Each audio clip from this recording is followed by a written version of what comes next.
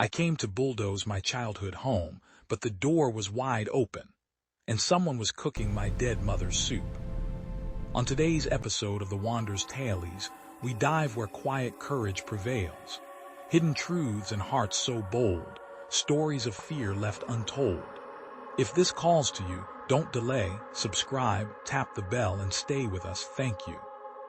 The black Merced's G-Wagon cut through the thick, ochre dust of the village road like a surgical blade through rusted skin. Inside, Abena adjusted the climate control, the sterile, lavender-scented air of the cabin acting as a barrier between his billionaire reality and the suffocating heat of a past he had spent 2 decades trying to bury. Every bump in the road felt like an accusation. Outside the tinted windows, the vegetation grew aggressive and wild, the tropical greenery threatening to swallow the narrow path that led to the outskirts of Umuachai. He looked at his watch, a custom Patek Philippe, not to check the time, but to remind himself of the man he had become. He was a man of schedules, of high-stakes mergers, and of concrete jungles. The village, with its slow-ticking clocks and its heavy, ancestral silence, was an irritation he intended to solve with a single signature. He had hired a demolition crew from the city, men who didn't believe in spirits or land groans, men who only understood the language of the wrecking ball. He told himself this was progress. He would turn this plot of cursed earth into a luxury wellness retreat, a place where the elite could pay for the kind of peace he had never truly known. As the vehicle crested the final hill, the old house appeared, a jagged silhouette of mud brick and corrugated iron against the bleeding orange of the Nigerian sunset. It sat like a hunched old man, waiting. To any other observer, it was a ruin, a carcass of a home stripped of its life by time and neglect. But to Abena, it felt like a living thing that was breathing through its shattered window panes. He pulled the car to a halt, the engines purr a discordant note in the sudden, heavy quiet of the clearing. He didn't step out immediately. He watched the way the tall elephant grass leaned toward the house, as if whispering secrets to the foundation.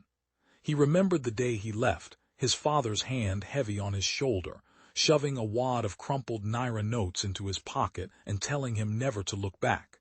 He hadn't. He had built an empire on that command. But as he gripped the steering wheel, his knuckles whitening, he felt a strange, rhythmic thumping in his chest that matched the distant sound of a mortar and pestle. The air outside was thick with the scent of impending rain and something else, something familiar, something domestic, something that should have been dead for 20 years.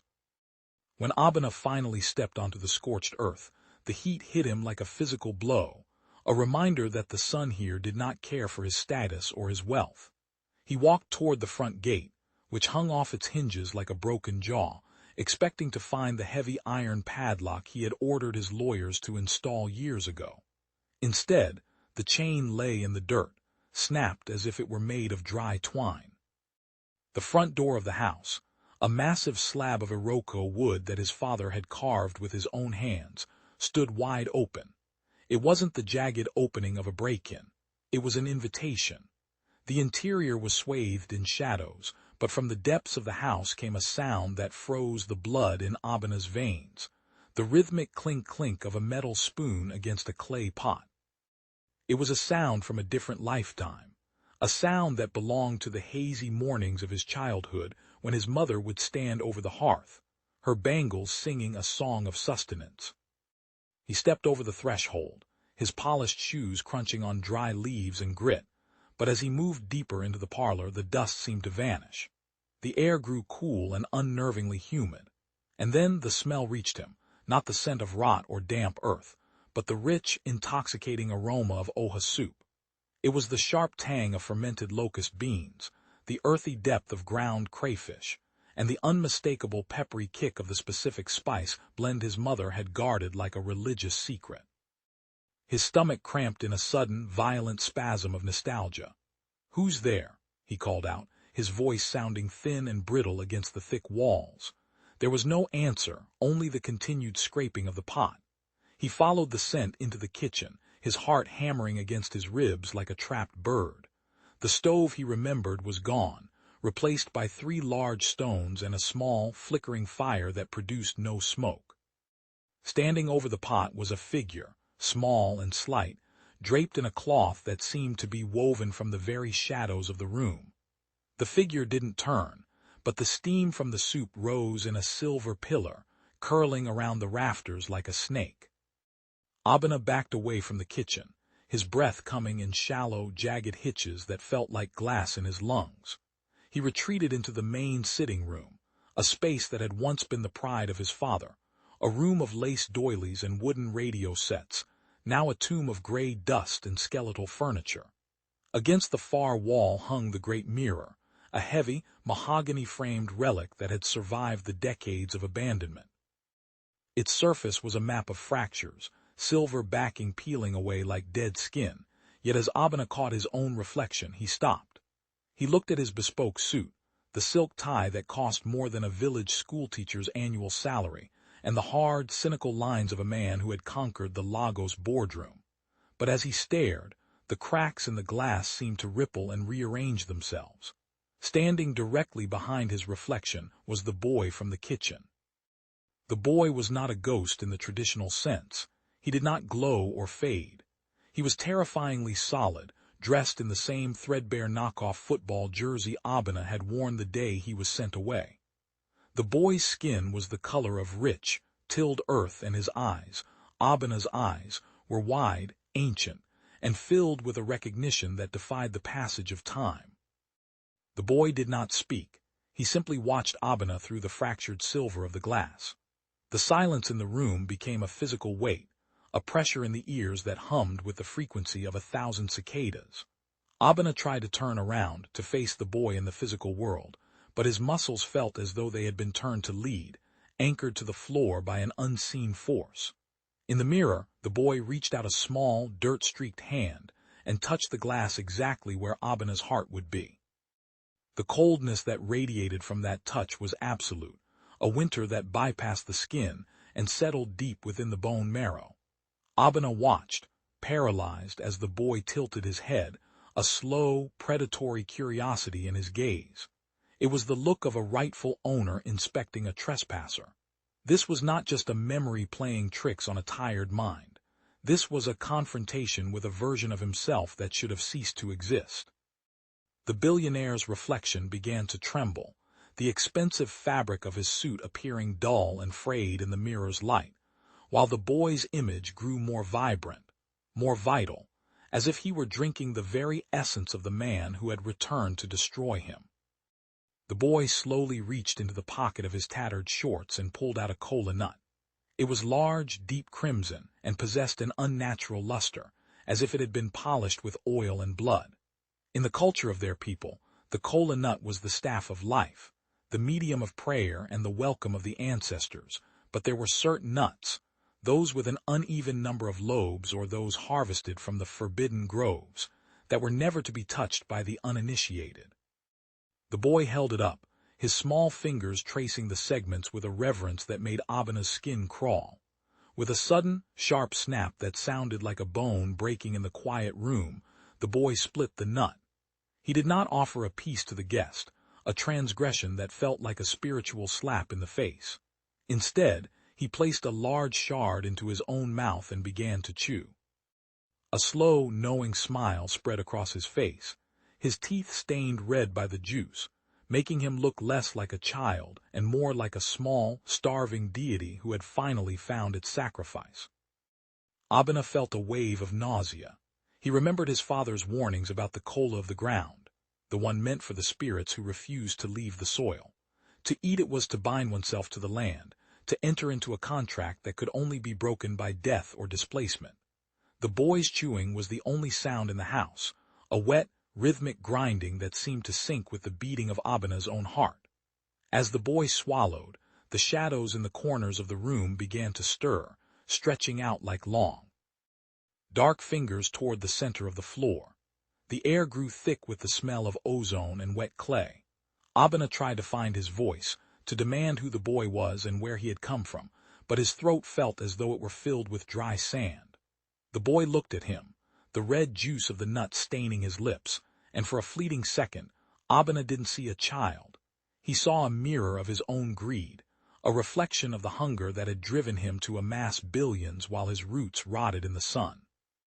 The boy was the personification of everything Abena had traded away to become a king of industry, and he had been waiting for 20 years to return the favor. The following morning, the sun rose with a vengeful heat, casting long, distorted shadows across the overgrown yard as the demolition crew arrived.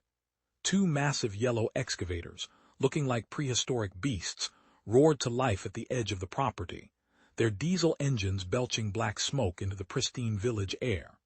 Abena stood by his G-Wagon, his arms crossed, his sunglasses masking the dark circles under his eyes from a sleepless night spent listening to the house breathe.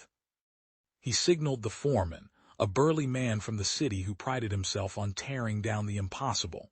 "Level it," Abena commanded, his voice cold and final. "I want the foundation ripped out by noon. Leave nothing but the dust." The foreman nodded, signaled his operator, and the first excavator lurched forward, its steel bucket swinging like a giant's fist toward the porch where the boy had stood the night before.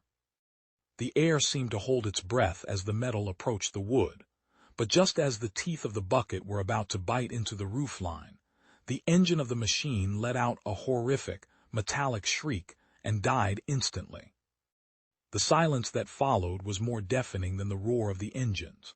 The operator tried to turn the key, the starter motor clicking helplessly in the sudden stillness. The second excavator, positioned on the opposite side of the house, fared no better. Its hydraulic lines suddenly hissed and burst, spraying dark, oily fluid across the grass like arterial spray.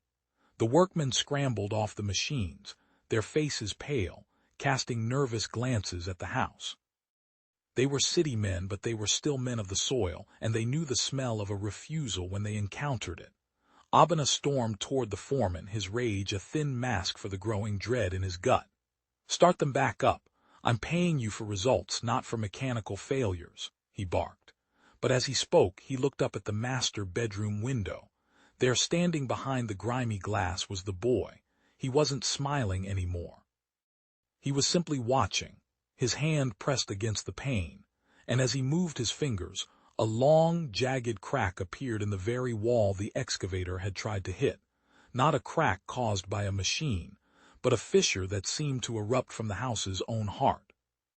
Driven by a restless energy he couldn't name, Abena left the demolition site and walked toward the village market, a sprawling labyrinth of colorful umbrellas, shouting traders, and the pungent aroma of dried fish and fermented locust beans.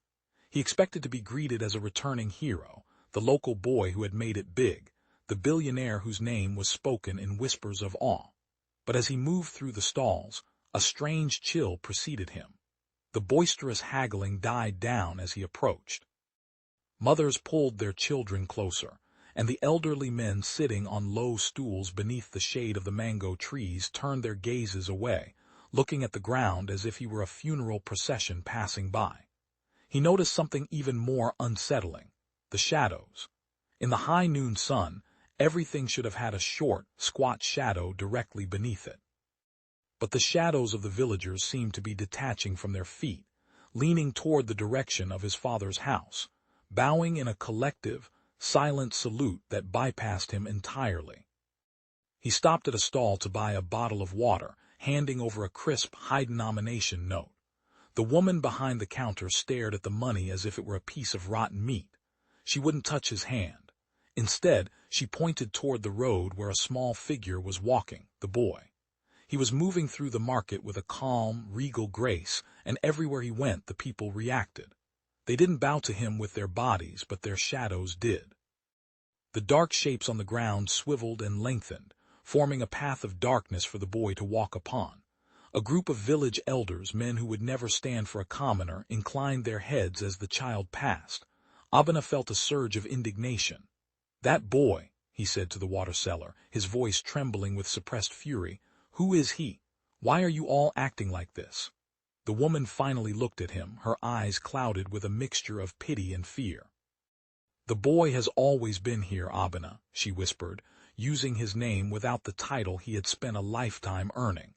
"He is the one who stayed to feed the earth. You are the one who left it to starve.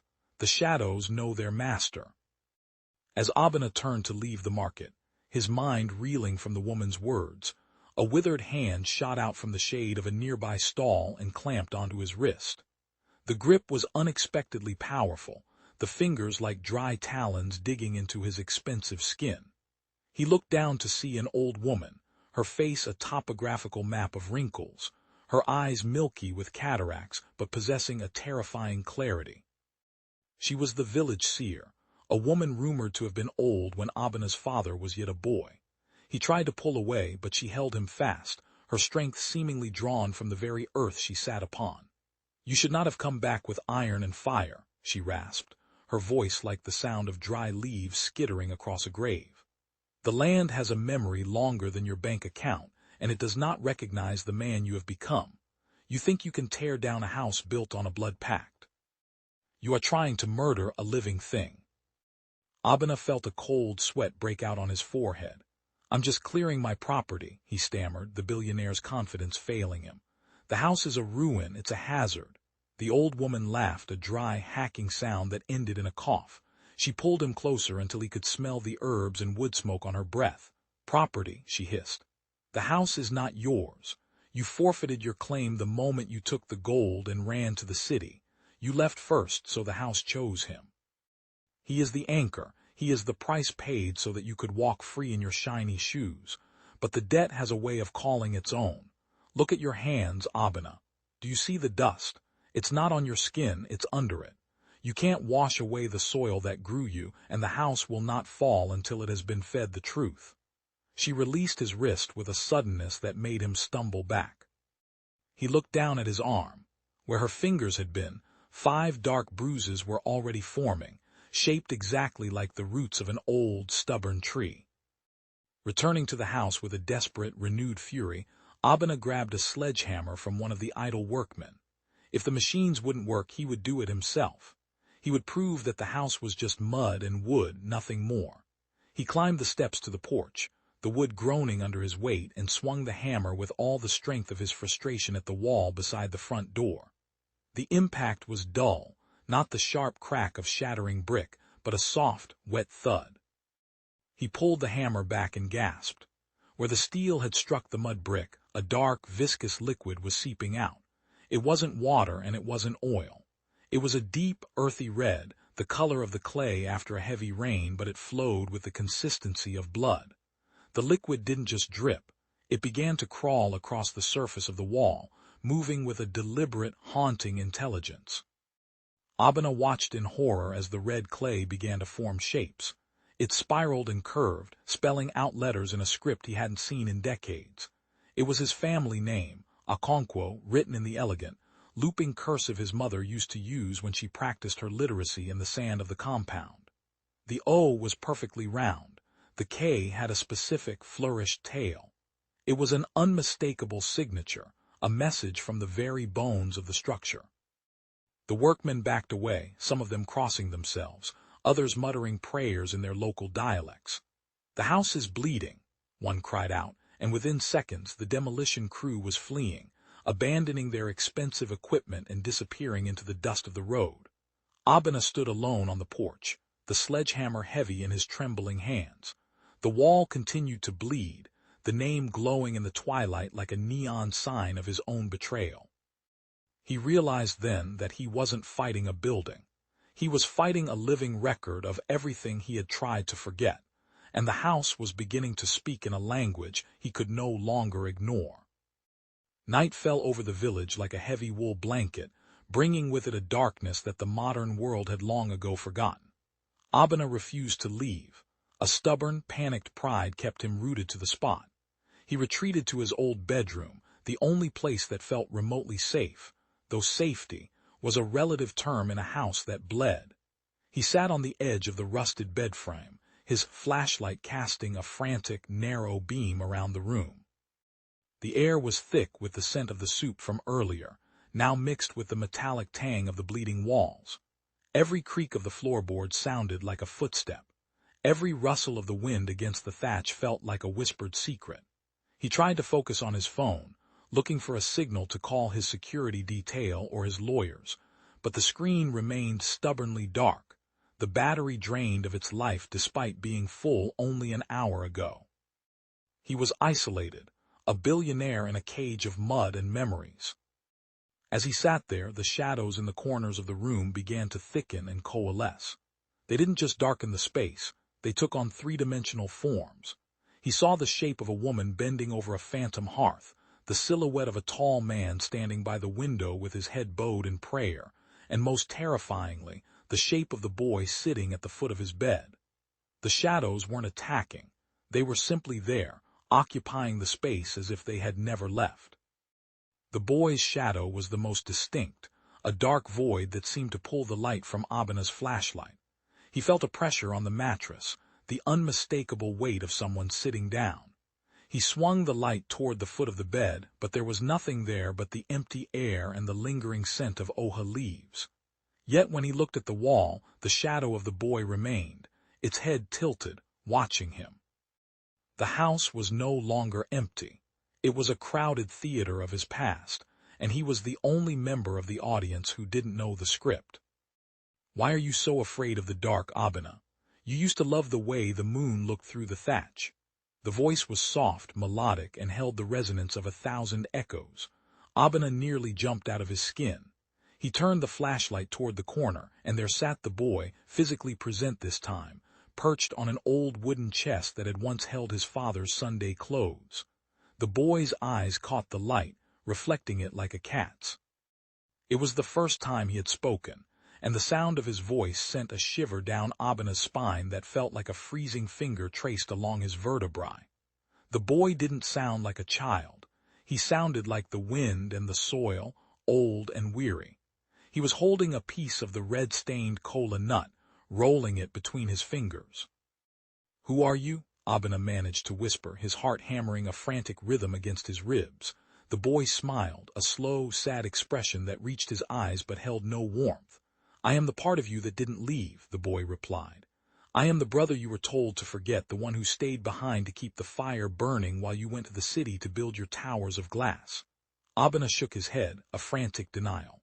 "I don't have a brother. I was an only child, my father said." The boy cut him off, his voice sharpening like a whetted blade.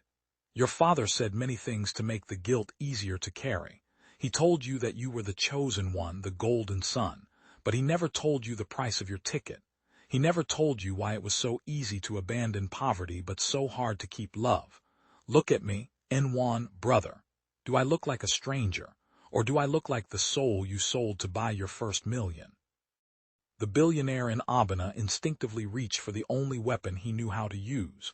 He fumbled with his briefcase, his fingers clumsy as he pulled out a thick stack of high-denomination Naira notes, the ink still smelling of the mint. "I don't know what kind of game you're playing or who sent you," Abana said, his voice regaining some of its corporate steel. "But everyone has a price. Take this. There's enough here to buy 10 houses in the city. Leave this place, stop scaring the workers, and you can live like a king. Just let me finish what I came here to do." He thrust the money toward the boy, the stack of bills a physical manifestation of his power. He expected the child to be wide-eyed, to reach for the wealth with greedy hands. Instead, the boy didn't even look at the money. He simply sighed, a sound that seemed to drain the remaining heat from the room. "You still think the world is made of paper," the boy said softly. As Abana watched, the money in his hand began to change. The crisp green bills didn't burn, they withered. The paper turned brittle and brown, the ink fatting into the gray veins of a dead leaf. Within seconds, the billionaire was holding nothing but a handful of dry, shriveled foliage from the very trees that surrounded the house. The leaves crumbled and fell to the floor, joining the dust of the years. Abana stared at his empty hands, a cold dread washing over him. His wealth, his influence, the very foundations of his identity were meaningless here. The boy stood up, his small form casting a shadow that stretched across the ceiling, looming over Abana like a mountain. "Your gold has no weight in this house," the boy whispered. "The only currency accepted here is blood and memory. You tried to buy your way out of the pact, but the earth doesn't take bribes. It only takes what it is owed."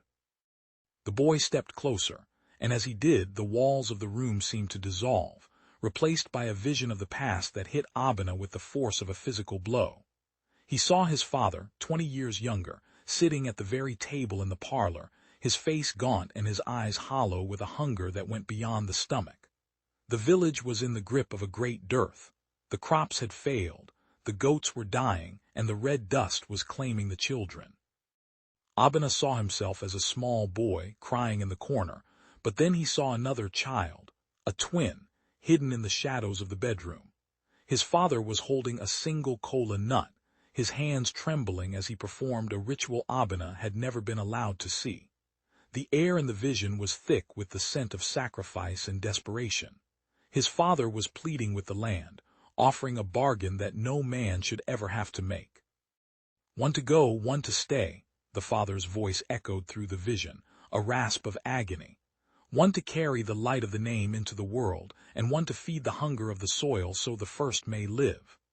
Abena watched, his soul screaming as his father fed the red Kola nut to the second child, the one who had been erased from his memory. The moment the child swallowed, the shadows of the house rushed forward, wrapping around him like a dark cocoon, while the father handed the young Abena a small bag of coins and pointed toward the road. It was a spiritual trade, a life for a life, a future for a foundation. The billionaire realized with a soul-crushing clarity that his success wasn't built on his intelligence or his hard work. It was built on the silent, suffering presence of the brother who had stayed behind to satisfy the ancestral hunger. He was the fruit of a poisoned tree, and the tree was finally coming to claim its harvest. The heat of the afternoon sun was a physical weight, a golden hammer beating against the red earth of the village square. Abena stood at the center of the marketplace, his crisp white linen shirt already stained with the pervasive dust that seemed to rise from the ground like a slow-moving tide. He had gathered the village elders, intending to offer a donation so massive it would effectively buy their silence and their cooperation in the house's demolition. But as he began to speak, the air grew unnervingly still. Chatter of the market died away, replaced by a silence so profound it felt like the world had stopped breathing. Then it happened. The shadows of the villagers, which had been squat and short under the midday sun, began to stretch and warp. They did not move with the light, they moved with a collective, terrifying intent. One by one, the dark shapes on the ground detached from the logic of physics and swiveled toward the boy, who stood silently at the edge of the clearing. The shadows did not just move, they knelt. Thousands of dark forms bent their knees toward the child in the tattered jersey, while Abena stood in a patch of harsh, shadowless light, looking like a man already erased from the book of life. The sight was so unnatural that it bypassed fear and entered the realm of the holy. Abena's voice trailed off, his promises of schools and clinics sounding like the buzzing of a fly in a cathedral. He watched as his own shadow, usually a loyal companion to his every move, began to flicker and fray at the edges. It struggled against his feet, pulling toward the boy as if it were a dog straining at a leash. The elders did not look at Abena. They looked at the boy with a mixture of grief and ancient recognition. The boy simply raised a hand, and the shadows of the entire village seemed to sigh, a sound like 1,000 dry leaves being crushed at once. In that moment, Abena realized that wealth was a currency of the living, but the shadows were the currency of the land. He was a king in a world of glass towers, but here, in the red dust of his birth, he was a beggar whose very soul was being outbid by a child who owned nothing but the dirt beneath his fingernails. "I do not know him." Abena's scream tore through the marketplace, a jagged, desperate sound that echoed off the mud-walled stalls. He pointed a trembling finger at the boy, his face contorted in a mask of billionaire hubris and primal terror. "He is an impostor, a village trick. My father had one son, and I am that son. I have the birth certificates, I have the lineage, I have the bloodline." As the words left his lips, the sky, which had been a clear, burning blue, suddenly bruised into a deep, sickly purple. A wind erupted from nowhere, not a cooling breeze, but a hot, howling gale that carried the scent of dry bones and ancient smoke. The villagers backed away, their faces etched with horror, for to deny one's own blood in the presence of the ancestors was to invite a curse that no amount of money could wash away. The boy didn't flinch. He simply watched Abena with eyes that had seen the beginning and end of many such men, his silence a more devastating rebuttal than any shout could ever be. The ground beneath Abena's feet began to vibrate, a low-frequency hum that made his teeth ache. The red clay cracked in a spiderweb pattern around his Italian loafers, and from the fissures, a fine crimson mist began to rise. "You deny the soil that fed you." The boy's voice finally drifted across the square, sounding not like a child, but like the collective whisper of everyone buried in the village cemetery. "You deny the one who stayed in the dark so you could walk in the light." With every word of denial Abena uttered, the boy's image seemed to grow sharper, more vibrant, while Abena's own body felt increasingly translucent, as if he were being slowly edited out of reality. The shadows that had been kneeling now stood and began to advance, a wall of darkness that ignored the billionaire and focused solely on the boy, wrapping around him like a royal robe. Abena fell to his knees, not in prayer, but because the weight of his lie had become too heavy for his legs to bear, his billion-dollar empire feeling like a heap of dry ash in the mouth of a storm. When Abena returned to the house, he found it transformed. It was no longer a structure of mud and wood. It was a dying animal. The walls were groaning, a sound of structural agony that vibrated through the soles of his feet. He watched, paralyzed, as the roof tiles began to slide off the rafters of their own accord, shattering on the ground like discarded scales. There was no need for a demolition crew. The house was tearing itself apart from the inside out, rejecting the very idea of its continued existence. The red clay blood he had seen earlier was now gushing from the cracks in the foundation, pooling on the floor and spelling out his family name in larger and larger letters, until the entire porch was a sea of crimson script. It was a violent, cinematic unraveling, a building committing suicide to protect the secrets buried within its bones. Abena stood in the center of the chaos, the dust of his childhood choking him, realizing that the house wouldn't allow him the satisfaction of destroying it, it would choose its own end. The collapse was not a chaotic heap of rubble, but a deliberate peeling away of layers. As the outer walls crumbled into fine dust, they revealed the inner skeleton of the home, timbers that had been hand-hewn by his grandfather, held together by iron nails that had turned into rusted claws. The boy stood in the center of the falling debris, untouched by the falling beams or the cascading clay. He looked like the eye of a hurricane, a calm point in a world of destruction. Abena realized that the house was shedding its skin, discarding the decades of neglect and the facade of abandonment to reveal something that had been hidden since the day he left. The air was filled with the sound of snapping wood and the heavy thud of earth hitting earth, but beneath it all, there was a new sound, the scratching of a pen on paper, a ghostly resonance that seemed to be coming from beneath the floorboards of the master bedroom, which remained standing like a lone sentinel amidst the ruins. As the final wall of the parlor fell away, it revealed a room that should not have existed. Abena knew the floor plan of his childhood home by heart. He had spent years dreaming of its cramped corridors.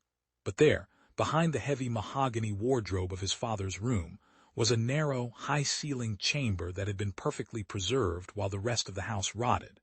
It was a room of light, not the harsh glare of the sun, but a soft, amber glow that seemed to emanate from the walls themselves. There were no windows, yet the air was fresh and smelled of old parchment and expensive ink. In the center of the room sat a single wooden trunk, bound in brass and etched with the same looping signature that had bled from the walls. This was the heart of the house, the vault where his father had kept the truth, shielded from the world by a barrier of spiritual silence that only the destruction of the physical home could break. Abena approached the trunk with a sense of religious dread.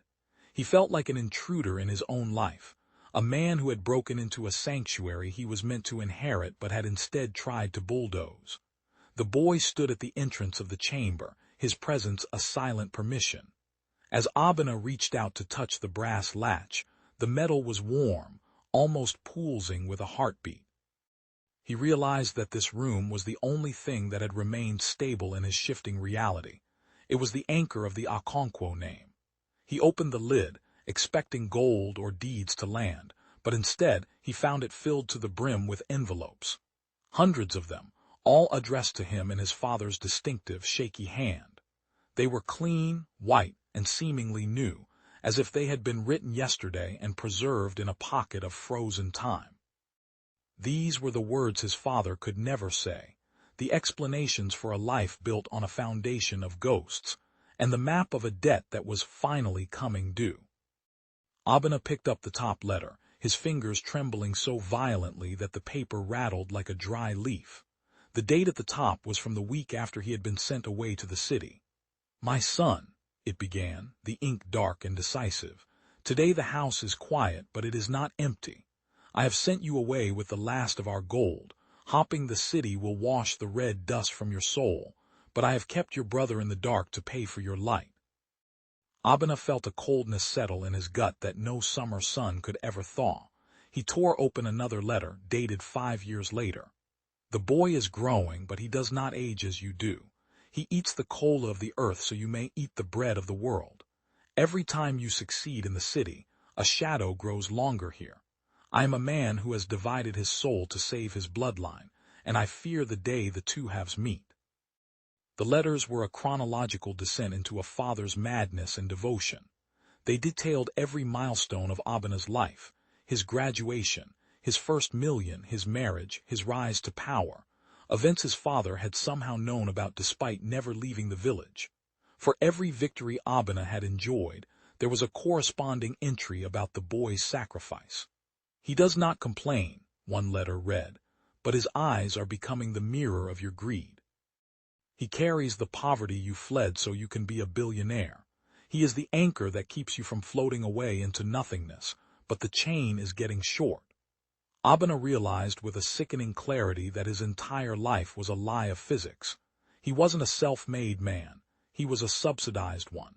His luxury cars, his penthouses, and his influence were all paid for in a currency of suffering he had never even acknowledged.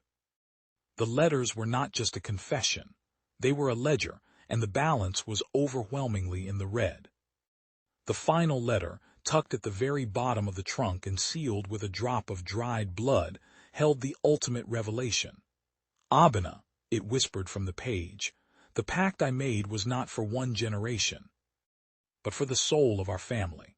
In the great dearth, the land demanded a tithe. I could not watch you both wither, so I fed one son the curse of the soil and the other the promise of the world. I fed your brother the forbidden Kola, binding him to this house as its eternal sentinel. He became the living foundation, the one who stays so the other can leave." The letter went on to explain that the billionaire's return wasn't an accident of real estate, it was the completion of a cycle. The land was tired of the boy, and the boy was tired of the land. The debt had been paid in full by the child who stayed, and now the earth required a fresh sacrifice, a new anchor to hold the spirit of the Okonkwo name in the red clay. "You were given 20 years of freedom," the father's ghost voice seemed to echo in the small room, "but the house will not fall until the brothers trade places. The gold you have amassed is merely the interest on a loan you never realized you took. Now the principal is due." Abena looked up from the letter to see the boy standing over him. The child's eyes were no longer ancient. They were clear and bright, filled with a sudden, heartbreaking youth. For the first time, Abena saw the resemblance not as a haunting, but as a biological fact. This was the twin of his soul, the shadow version of himself that had been trapped in a loop of hunger and duty while he had been dining with presidents. The boy reached out a hand, and this time, the touch wasn't cold. It was the warmth of a brother, the weight of a bloodline that refused to be severed by distance or time. "I have carried it for long enough, Abena," the boy said, his voice now high and clear, the voice of a child who had finally been allowed to grow.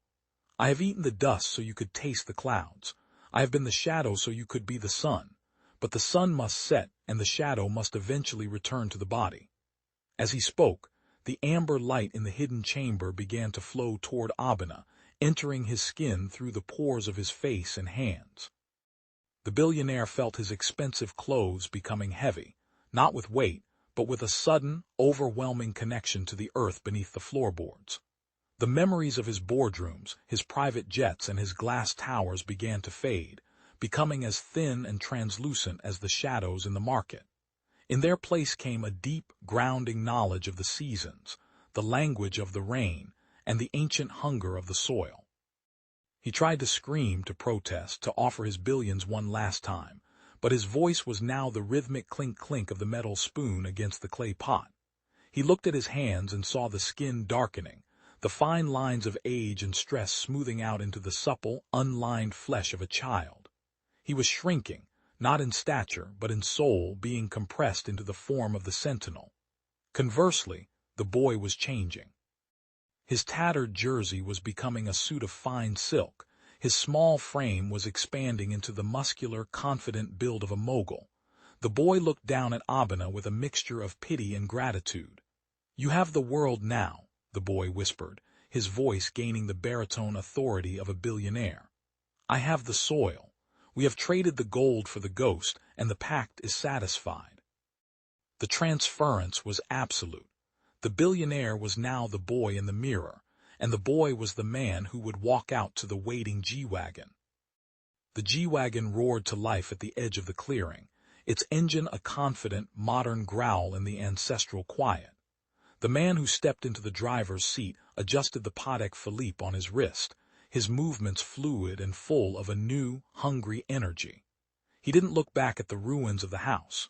He had a life to live, an empire to manage, and a world to conquer with 20 years of bottled-up ambition. As the vehicle pulled away, kicking up a final cloud of red dust, the ruins of the house finally settled. The bleeding walls stopped their flow, the red clay drying into a hard, protective shell over the hidden chamber. The house didn't disappear. It simply became part of the landscape, a natural mound of earth and memory that the village would learn to avoid, a place where the shadows were always a little longer and the air a little cooler. Inside the ruins, sitting on the wooden trunk of unsent letters, was the new sentinel. Abena looked out through the space where the window had been, his small hands resting on his knees. He didn't feel the loss of his money or his status. Instead, he felt a profound, terrifying peace. He picked up a piece of the red Kola nut and placed it in his mouth, the bitter, earthy taste finally making sense to him. He was the anchor now, the one who stayed so the family name could continue to soar in the city. He watched the shadows of the trees begin to kneel toward him as the sun dipped below the horizon, acknowledging their new master. He would wait here, eating the curse and feeding the land, until the next cycle called for a trade. As the darkness of the Nigerian night wrapped around him like a mother's embrace, the billionaire who had become a ghost closed his eyes and whispered a single word to the wind. "Brother. My father fed one son to the curse so the other could escape with the gold. Now, the debt is due and the house won't fall until we trade places. Would you choose the money or the bloodline? Share this with someone who needs a reality check and follow for the full reckoning."